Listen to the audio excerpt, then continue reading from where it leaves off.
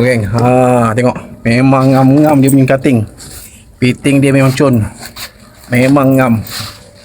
Okay, siap ada logo Azia lagi. Geng, pasang kapet baru geng. Okay, untuk kereta Pro 2 Azia. Okay, kapet pipe D TPE Magic Mat. Okay geng, cutting dia memang terbaik geng. Siap datang dengan logo Azia. Okay, ni untuk belakang, ni belah driver, dan ini untuk sebelah driver. Okay geng, jom kita pasang untuk kereta Pro 2 Azia E. Okay, kita pasang dulu belah driver. Ini geng. So, let's go. Kita pasang dekat kereta Pro 2 Azia E. Okay geng, ini belah driver. Kita pasang dulu. Masuk je.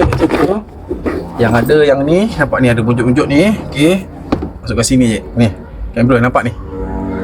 Ni. Okay. Dan masukkan macam tu je. Dah.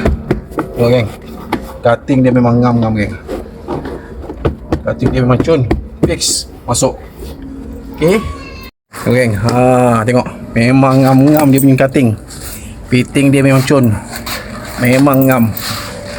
Okay, siap ada logo Azia lagi. Okay geng, so ini belah driver. Tengok geng. Masuk memang ngam-ngam. Cutting fitting dia memang cun lah. Okay, kapet 5D TPE Magic Mat ni. Tengok. Logo. So belah belakang pula.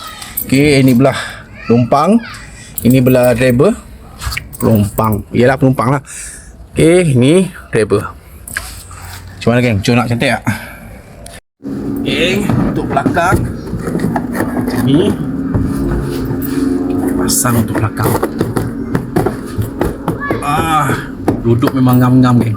Duduk cutting ngam. Okay, geng, tengok. Cutting dia memang cun. Fitting dia memang cun. Tengok. Ngam. Okay geng, Fadu check out sekarang.